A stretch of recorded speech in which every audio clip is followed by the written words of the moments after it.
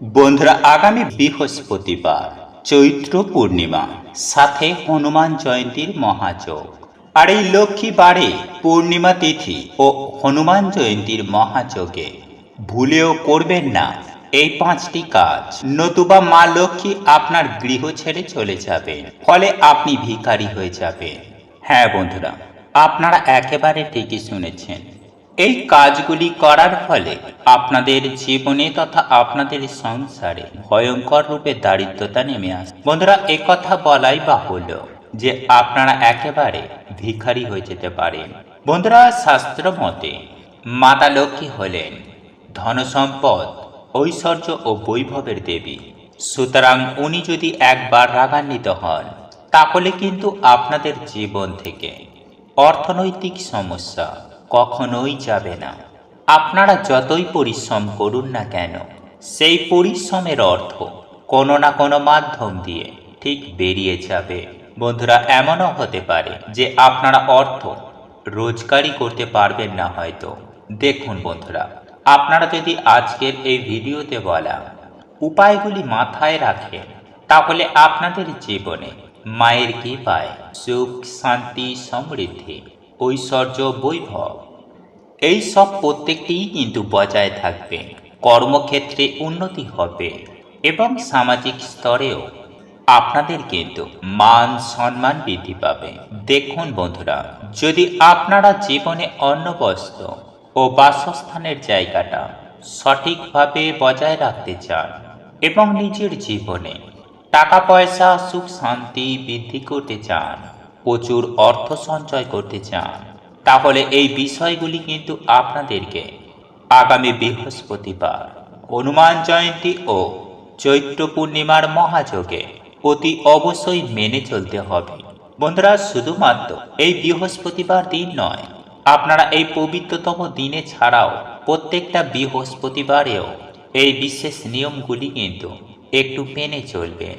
সুতরাং আজ আমি আপনাদের প্রত্যেকের কাছে অনুরোধ করব, আপনারা ভিডিওটি মনোযোগ সহকারে শেষ পর্যন্ত দেখুন।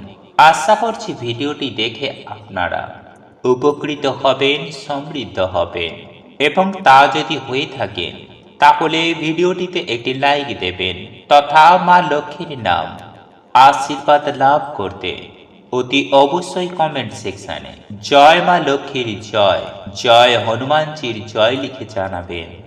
এবং যতটা পারবেন ভিডিওটি আত্মীয় পরিজনদের সঙ্গে শেয়ার করে তাদেরকেও এই বিষয়গুলি জানানোর একটু সুযোগ করে দেবেন।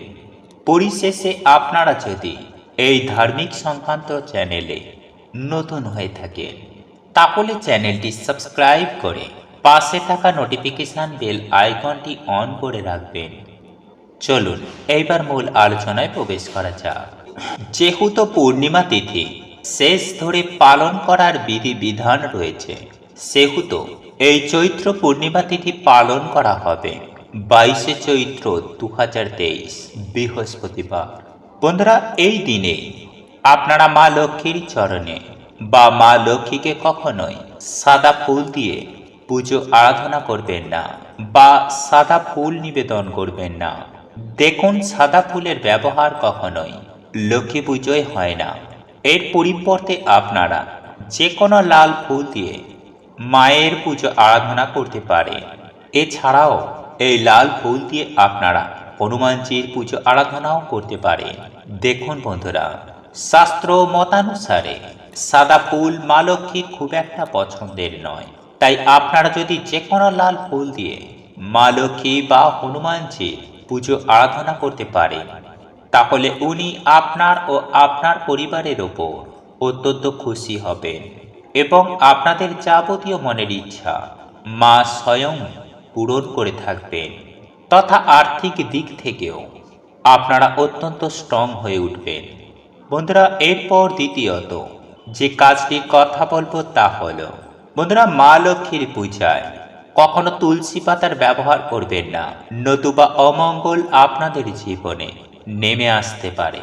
বন্ধুরা, শাস্ত্র মতে এমনটা মনে করা হয় যে মাতা তুলসী হলেন মা লক্ষ্মীর সতী। সুতরাং আপনারা ভুল করেও পূর্ণিমার দিন লক্ষ্মী পুজোয় তুলসী পাতার ব্যবহার করবেন না, নতুবা আপনার সংসারে সব দিক থেকে বিভিন্ন রকম সমস্যা দেখা দেবে। বিশেষ করে আর্থিক সমস্যা সৃষ্টি হতে পারে। তৃতীয়ত যে বিষয়টি আপনাদেরকে জানাবো তা হলো আগামী 22শে চৈত্র হনুমান জয়ন্তী সাথে বৃহস্পতিবারে পূর্ণিমা তিথির মহাযোগে আপনারা ভুল করেও মা লক্ষ্মীর পুজো আরাধনার ক্ষেত্রে বা হনুমানজির পুজো আরাধনার ক্ষেত্রে স্টিলের কোনো বাসনপত্র ব্যবহার করবেন না। দেখুন বন্ধুরা, আপনারা স্টিলের জায়গায় তামা, পিতল বা কাঁসার থালার বাসনপত্র ব্যবহার করতে পারেন। এরই পাশাপাশি যে গৃহে মাতা লক্ষ্মী বসবাস করেন সেই গৃহে কখনোই অন্ন বস্ত্র বাসস্থানের অভাব হয় না। সুতরাং আমরা আপনারা প্রত্যেকেই চাই মা লক্ষ্মীর আশীর্বাদ ও কৃপা, হনুমানজির আশীর্বাদ ও কৃপা লাভ করতে, মা লক্ষ্মী ও হনুমানজির আশীর্বাদ ও কৃপা লাভ করতে। কারণ মায়ের কৃপা একবার লাভ করতে পারলে জীবনে কখনোই অর্থ কষ্ট আসে না। তথা আমরা প্রত্যেকেই চাই সুখ, শান্তি ও সমৃদ্ধশালী জীবন, ও তার জন্য চাই অর্থ। আগে হ্যাঁ বন্ধুরা, এই অর্থ ছাড়া কিন্তু আমাদের জীবনটাই আজকের দিনে একেবারে অর্থহীন হয়ে পড়ে। সুতরাং অর্থকে ধরে রাখতে এবং প্রচুর প্রচুর টাকা ইনকাম করার জন্য অতি অবশ্যই মা লক্ষ্মীর আশীর্বাদ ও কৃপা একান্তই বাঞ্ছনীয়। তাই আগামী বৃহস্পতিবার চৈত্র পূর্ণিমার দিন এই কয়েকটি বিষয় কিন্তু আপনাদেরকে মাথায় রাখতে হবে। বন্ধুরা, এরপর চতুর্থ যে কাজটির কথা বলবো তা হলো এই লক্ষ্মীবারে হনুমান জয়ন্তী ও চৈত্র পূর্ণিমার মহাযজ্ঞে যারা গৃহে মা লক্ষ্মী ও হনুমানজির পুজো আরাধনা করবেন সেই গৃহে কখনোই আমিষ রান্না করবেন না, এমনকি এই আমিষ রান্না খাবেনও না। যারা পুজো আরাধনা করছেন না বা যারা পূর্ণিমার উপোস রাখবেন না তারাও কিন্তু ভুলেও আমিষ আহার গ্রহণ করা থেকে নিজেদেরকে বিরত রাখবেন, নতুবা আপনাদেরই জীবনে একেবারে অধঃপতন নেমে আসবে। হ্যাঁ বন্ধুরা, আমাদের খাবার সময় অনেক পড়ে রয়েছে, কিন্তু এই দিন নিজের লোভকে যতটা পারবেন ততটাই সংযম করবেন।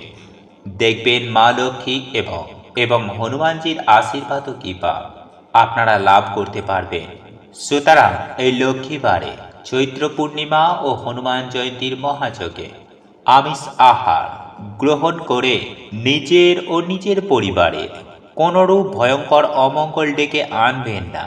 বন্ধুরা, এরপর পঞ্চম যে কাজটির কথা বলবো তা হলো আগামী 6ই এপ্রিল বৃহস্পতিবার চৈত্র পূর্ণিমা ও হনুমান জয়ন্তীর মহাযজ্ঞে নিজের সংসারে, পরিবারে বা বাইরে কোথাও বা নিজের কর্মক্ষেত্রে কোথাও কোনোভাবে ঝুট ঝামেলা, কলহ, অশান্তির মধ্যে জড়িয়ে পড়বেন না, এমনকি ঝগড়াঝাটিও কারোর সঙ্গে করবেন না। দেখুন বন্ধুরা, শাস্ত্রমতে এমনটাই বিশ্বাস করা হয়েছে যে পরিবারে সদা সর্বদাই স্বামী স্ত্রীর মধ্যে অশান্তি, কলহ হয়, খুঁটিনাটি জিনিসকে কেন্দ্র করে অশান্তি লেগেই থাকে, সেইরূপ পরিবারে কিন্তু কখনোই মা লক্ষ্মীর আগমন ঘটে না। হ্যাঁ বন্ধুরা, সেইরূপ পরিবারে অলক্ষ্মী প্রবেশ করে, যার ফলে সেই সকল পরিবারে সদা সর্বদাই চরম ভয়ঙ্কর অর্থনৈতিক কষ্ট লেগেই থাকে। সুতরাং যতটা পারবেন পরিবারের প্রত্যেকটি সদস্যদের নিয়ে মানিয়ে নেওয়ার চেষ্টা করবেন। অযথা বাগ বিতণ্ডা, তর্ক ও বিতর্কে না গিয়ে আপনারা প্রত্যেকেই মায়ের আরাধনা করবেন, মা লক্ষ্মী ও হনুমানজির পুজো আরাধনা করবেন। মনে মনে মাকে, হনুমানজিকে স্মরণ করবেন এবং আপনাদের পক্ষে সম্ভব হলে মা লক্ষ্মীর পাঁচালি পাঠ এবং হনুমান চালিসা অবশ্যই পাঠ করবেন। যদি পাঠ করা সম্ভব না হয় তাহলে অন্ততপক্ষে শ্রবণ করবেন। দেখবেন আপনারা জীবনে কিন্তু অনেকখানি পরম আনন্দ, সুখ, শান্তি লাভ করতে পেরেছে মা লক্ষ্মী ও হনুমানজির আশীর্বাদ ও কৃপায়।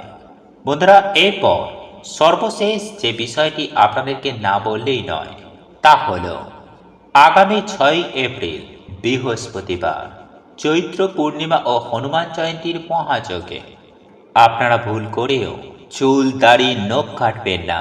এছাড়াও বাড়ির মা বোনেরা মাথায় সাবান শ্যাম্পু দেবেন না, কোনো রকম কাচাকুচি করবেন না। এর ফলে মা লক্ষ্মী রুষ্ট হবেন এবং আপনার গৃহ ছেড়ে বিদায় নেবেন, যার ফলে আপনারা একেবারে ভিখারি হয়ে যাবেন। বন্ধুরা, আপনাদের এই ভিডিওটি যদি পছন্দ হয়ে থাকে তাহলে ভিডিওটি লাইক করুন, কমেন্ট করুন এবং বন্ধুদের সাথে শেয়ার অবশ্যই করুন। মনে রাখবেন, আপনার একটি শেয়ার অনেক মানুষকে উপকৃত করতে পারে। এবং আপনি যদি নতুন হয়ে থাকেন তাহলে চ্যানেলটি অবশ্যই সাবস্ক্রাইব করবেন এবং পাশে থাকা নোটিফিকেশন বেল আইকনটি ক্লিক করবেন এইরূপ নিত্য নতুন ভিডিও সবার আগে দেখার জন্য। ঈশ্বর আপনার মঙ্গল করুক। আপনি সুস্থ থাকুন, ভালো থাকুন।